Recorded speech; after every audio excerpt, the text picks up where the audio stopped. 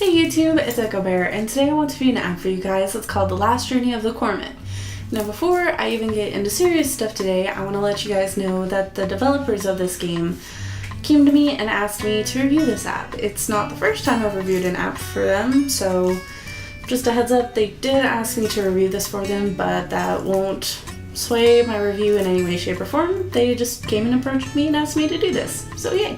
The Last Journey of the Kormet is made by Black Cube, and the first version that I can find of it being released was on May 26th, 2017.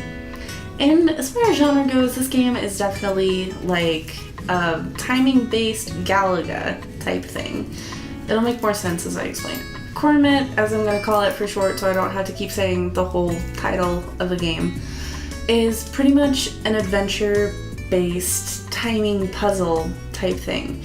Black Cube is really good at making games that I haven't really seen before and using mechanics and like game conventions that I've seen before in the past in new and exciting ways that kind of flip certain genres of games on their heads. And Kormet is a lot like that. It takes normal conventions as like, the game starts off kind of like Galaga does. It gives you a little ship, it gives you a field of objects that you instinctually just think that you need to start hitting. It's very driven off of those muscle memory type games that everybody has played before or has played a knockoff before. It's very ingrained into people who are into gaming and what they need to do there.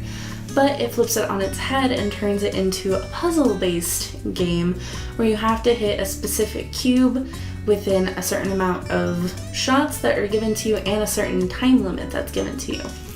And that is pretty much the entire game in a nutshell. It's very simple in its premise, but it gets very, very difficult very quickly, which normally I frown upon, but for what it is and for the world and level system that it has going for it, it makes a lot more sense because once you do get that timing right, like, it's difficult but fair is a good way to put it. So what I mean by this game gets really difficult is the fact that your little spaceship, you have no control over it. It is wildly screaming across your screen from left to right over and over and over again. And the only control that you do have over it is when it shoots. Pretty much you're operating as the co-pilot or the gunman in this ship, and you don't really have control over what's happening. But you have to time it correctly in order to hit the cube to finish the level and also hit the bonus little items everywhere to 100% the level. This is stinking hard. It is like absolutely ridiculously hard. But it is still fair in the fact that you can progress to the next level even if you don't get that. You just have to be able to hit that very center square. So continuing off of that, aesthetically it's deeply relaxing as well as unsettling, if that makes sense. It's a black and white background. It kind of shifts out and shows the different RGB color palettes and kind of gives a feel of an old game and somehow kind of a glitched game at the same time. It's very weird and off-putting if you look at it one way as a glitched game, but it's also very relaxing in another way if you look at it as just like a very minimalistic space game. The sounds and sound design of the game mirror that as well. It's very limited, very kind of quiet, kind of eerie, just very overall subdued nature of this game. The entire palette is pretty much just blacks and whites and reds for a little bit of accent color. My one major complaint about this game is the fact that the control scheme and kind of your goal and mission and motivation aren't very well explained. It just kind of throws you in and expects you to know what's going on, and I think I failed the first level 3 or 4 times before I figured out what was going on. But once you do like get over that first little hump of confusion, it does get a lot more entertaining and a lot more fun as you play through it.